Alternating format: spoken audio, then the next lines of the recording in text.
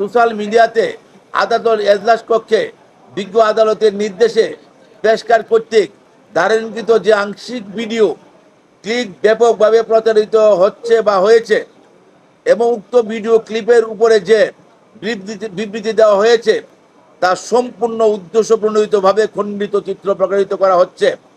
পূর্ণাঙ্গ বিষয়টি সম্পূর্ণভাবে উপস্থাপিত না করে খণ্ডিত চিত্র উপস্থাপিত করা হয়েছে, যা সম্পূর্ণ উদ্দেশ্যমূলক এবং বিচার ব্যবস্থায় বিজ্ঞ বিচারক বৃন্দের সাথে বিজ্ঞ আইনজীবীদের মুখোমুখি করার এটা অপচেষ্টার মাধ্যমে বর্তমান সবার কাছে গ্রহণযোগ্য প্রফেসর ইউনূসের নেতৃত্বে যে সরকার, সেই সরকারকে অস্থিতিশীল ও প্রশ্নবিদ্ধ করার এটা একটা অপচেষ্টা বলে আমরা এই এশিয়ার বৃহত্তম আইনজীবী সমিতির 32 বাজার আইনজীবী এটা মনে করি।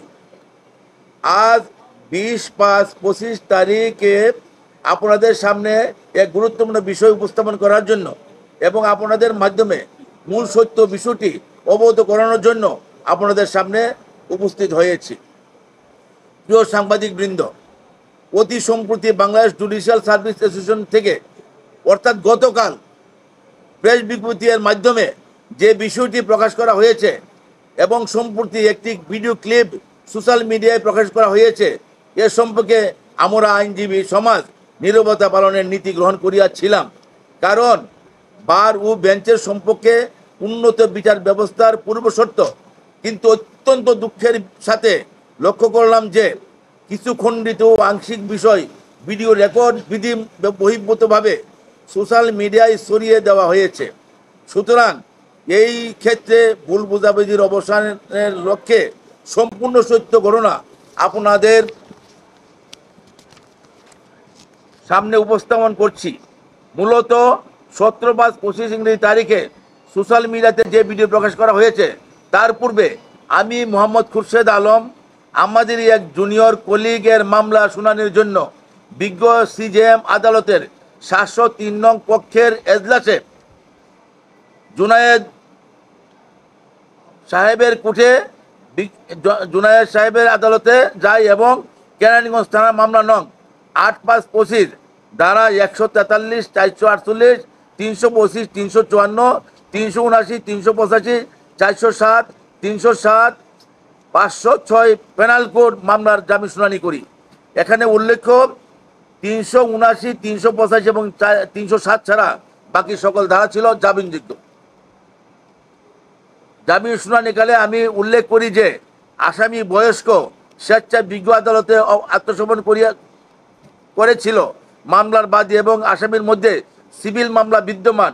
অত্র মামলার সেম ফুটিংয়ের 3, 4 এবং 5 নম্বর আসামি বিজ্ঞ আদালতে আত্মসমর্পণ করিয়া জামিন লাভ করে। আমার আসামি আজ 5 দিন যাবৎ জেল হাজতে আছে এবং আসামি বয়স্ক ও অসুস্থ। তাছাড়াও মহামান্য উচ্চ আদালতের আপিল বিভাগের সিদ্ধান্ত অনুযায়ী সহ আসামি জামিনে থাকিলে অন্য আসামি জামিন পাওয়ার হকদার মর্মে উল্লেখ আমি করি।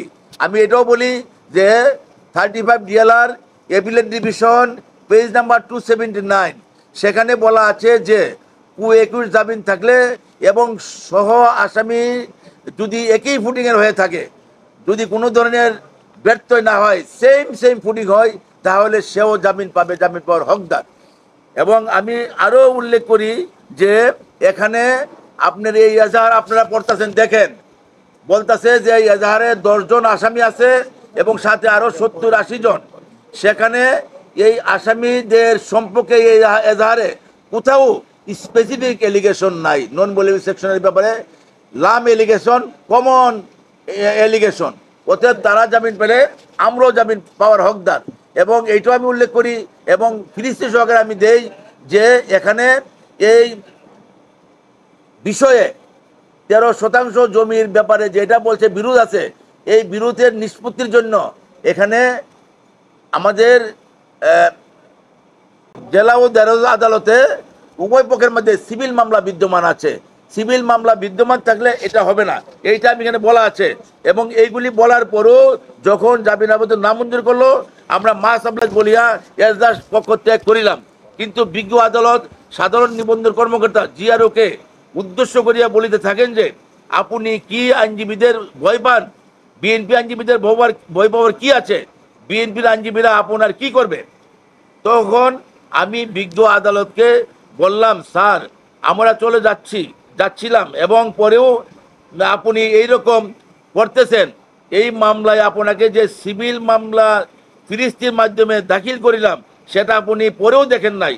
এছাড়াও একই ঘটনা নিয়ে দুইজন বাদী দুইটি মামলা দায়ের কিভাবে হয় বলে আমি এজলাস কক্ষ ত্যাগ করি এবং আমার জুনিয়র অ্যাডভোকেট বন্ধুরা স্যারকে অনেকভাবে অনুরোধ করেন যে মামলাটি আগামীকাল রাখার জন্য। এত কিছু পরও বিজ্ঞ বিচারক তার সিদ্ধান্তে অটুট থাকেন এবং স্বল্প বিরতি দিয়া খাস কামরায় যান এবং পুনরায় আদালতে উঠিয়া বিচার কার্য পরিচালনা করেন। এর কিছুক্ষণ পর আমরা লক্ষ্য করলাম যে অত্র আদালতের ভিডিও চিত্র যা সম্পূর্ণ আইন ও নীতি বহির্ভূত তা সোশ্যাল মিডিয়াতে ব্যাপকভাবে প্রচারিত হচ্ছে, যা সম্পূর্ণরূপে আইনের বিষয়ে ভুল বার্তা দিচ্ছে। ইহাতে প্রতীয়মান হয় যে বিজ্ঞ আদালত উদ্দেশ্য প্রণীতভাবে এজলাসের সম্পূর্ণ ভিডিও না করে খণ্ডিত ভিডিও সামাজিক যোগাযোগ মাধ্যমে প্রচার করে বার ও বেঞ্চের মাধ্যমে সম্পর্কের অবনতি করার চেষ্টায় লিপ্ত আছেন। উদ্ভূত পরিস্থিতির সম্পূর্ণ ভিডিও ধারণ করিয়া প্রচার করা হইলে বিজ্ঞ আদালত যে আইনজীবীদের সাথে অসৌজন্যমূলক আচরণ করিয়াছেন তাহা প্রকাশ পাইত। উদ্ভূত পরিস্থিতির বিষয়ে বিজ্ঞ বিচারক আইনজীবী সমিতিকে না জানিয়ে একতরফাভাবে বাংলাদেশ জুডিশিয়াল সার্ভিস কমিশনের মাধ্যমে যে বিবৃতি দেওয়া হইয়াছে তাহা উদ্দেশ্যপ্রণীত এবং বিজ্ঞ বিচারক আইনজীবী সমিতির সাথে আলোচনা না করে বাংলাদেশ বার কাউন্সিল বাংলাদেশ বার কাউন্সিলে যে মিথ্যা অভিযোগ দাখিল করেছেন তাহা নিন্দনীয়। এছাড়া জুডিশিয়াল সার্ভিস কমিশনের সাধারণ সম্পাদক বিগত ফ্যাসিস্ট সরকারের নির্দেশে বিচার বিভাগ গণতন্ত্রকামী আসামিদের জেল হাজতে রাখার সমস্ত নির্দেশনা প্রদানকারী বলে সর্বজন বিদিত ও আমরা শুনেছি তাহার আপন ভাই যশোরের যুবলীগ নেতা এবং তার ভাই বৈষম্য বিরোধী মামলায় এজাহারভুক্ত আসামি। প্রিয় সাংবাদিক ভাইয়েরা, অত্র বিজ্ঞ বিচারক ইতিপূর্বে অনেক অবিচার সুলভ আচরণ আমাদের আইনজীবী এবং ভাই বোনদের সাথে করিয়াছে, যাহা আপনাদের সামনে তুলে ধরতে বাধ্য হচ্ছি। সিআর মামলা নং 647/2025 ধারা এনআই অ্যাক্টের 138 ধারা। এই মামলার 200 ধারায় জবানবন্দি না গ্রহণ করিয়া আগেই উল্লেখ করেন তদন্তে দিব। তখন তদন্তের কথা শুনিয়া মামলার নিয়োজিত বিজ্ঞ কৌশলী নার্গিস পারভিন মুক্তি বলেন, স্যার আমার মামলা ফেরত নিব। তখন উক্ত বিচারক বাদীকে উদ্দেশ্য করে বলেন, আপনি স্বাক্ষর না করিলে আপনাকে জেল হাজতে প্রেরণ করা হবে। তখন বিজ্ঞ কৌশলী নার্গিস পারভিন মুক্তি বিজ্ঞ বিচারককে উদ্দেশ্য করে বলেন, স্যার আমার ক্লায়েন্ট তো এখন পর্যন্ত জবানবন্দি প্রদান করে নাই। বিজ্ঞ কৌশলী আরও উল্লেখ করেন যে, স্যার আমি মামলাই করব না। তখন বিজ্ঞ বিচারিক বাদীর চেকের উপর সিল মারিয়া বলে যে, আমার বিষয়ে সিজেএম সাহেব শুধু প্রশাসনিক বিষয় দেখবে, আর কোনো বিষয়ে সে আমার উপর তার কোনো অথরিটি নাই। তাছাড়াও বিজ্ঞ বিচারক নিজ হাতে মোবাইল দিয়া আমাদের বিজ্ঞ কৌশলীর নার্গিস পারভিন মুক্তির ভিডিও ধারণ করেন। এছাড়াও অত্র বিজ্ঞ বিচারক আমাদের ঢাকা বার অ্যাসোসিয়েশনের কার্যকরী কমিটির সদস্য অ্যাডভোকেট শামসুজ্জামান দীপুকে তার নিজের ফেসবুকে আইডি থেকে সন্ত্রাসী আইনজীবী হিসেবে উল্লেখ করে স্ট্যাটাস পোস্ট করেন, যেটা ইতিমধ্যে আপনাদের সামনে আমরা তুলে ধরেছি। এছাড়াও অত্র বিজ্ঞ বিচারক আমাদের ঢাকা বারের সাবেক সাংস্কৃতিক সম্পাদক অ্যাডভোকেট শাহনাজ বেগম শিরিনকে চরমভাবে লাঞ্ছিত করেন। এমনকি সাধারণ আইনজীবীবৃন্দ তাহার এক পাশে মামলা শুনানি করার সময় প্রায়শই বিব্রত বোধ করেন এবং তাহার দ্বারা লাঞ্ছিত হয়। এত ঘটনার পর আমরা বার ও বেঞ্চের সম্পর্কে এবং বিচার বিভাগের মর্যাদা সমুন্ন রাখার জন্য সর্বোচ্চ ধৈর্য ধারণ করিয়াছি এবং ভবিষ্যতেও দেশের বৃহত্তর স্বার্থে যে কোনো ত্যাগ করে হলেও বিচারের বিরাজমান এখনও পরিস্থিতির সুন্দর অবসানের প্রচেষ্টায় কাজ করে যাব।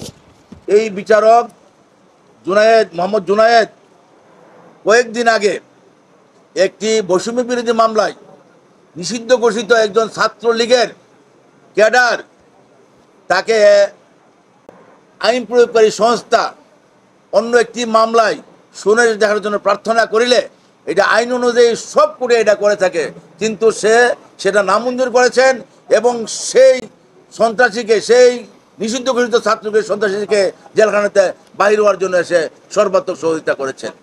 আমরা বাংলাদেশ সুপ্রিম কোর্টের প্রধান বিচারপতির দৃষ্টি আকর্ষণ করে বলছি, এই বিচার ব্যবস্থাকে সমুন্নত রাখার জন্য, এই বিচার ব্যবস্থাকে জনগণের কাছে পৌঁছে দেওয়ার জন্য এবং বিচার ব্যবস্থায় যেন কোনো অবস্থায় কোনো ইনস্টিটিউশন অন্যায়ভাবে রাজনৈতিক দলের মধ্যে হস্তক্ষেপ করতে না পারে, ওনার ঢাকা আইনজীবী সমিতির 32,000 আইনজীবীর পক্ষ থেকে ওনার সুদৃষ্টি আমরা কামনা করছি এবং অবিলম্বে সেই জুডিশিয়াল যে তাদের ইনস্টিটিউশন আছে, তারা যেভাবে রাজনৈতিকভাবে বক্তব্য দিচ্ছে এবং তাদের সাধারণ সম্পাদক অতীত ইতিহাস বলে, যিনি অন্য স্বৈরাচারের দূষর এবং তার আপন ভাই বৈষম্যবিরোধী মামলার আসামি এবং এই ধরনের লোক দ্বারা এই বিচার বিভাগকে কোনো অবস্থাতেই রাজনীতি মুক্ত রেখে সঠিকভাবে পরিচালনা করার ব্যাপারে একটা মারাত্মক প্রতিবন্ধক সৃষ্টি হচ্ছে এবং বেঞ্চ বারের ভিতরে একটা সম্পর্ক খারাপ করে সারা দেশে একটা আমি মনে করি যে একটা খারাপ অবস্থা তৈরি করার জন্য এই সাধারণ সম্পাদক অপচেষ্টা করতেছে।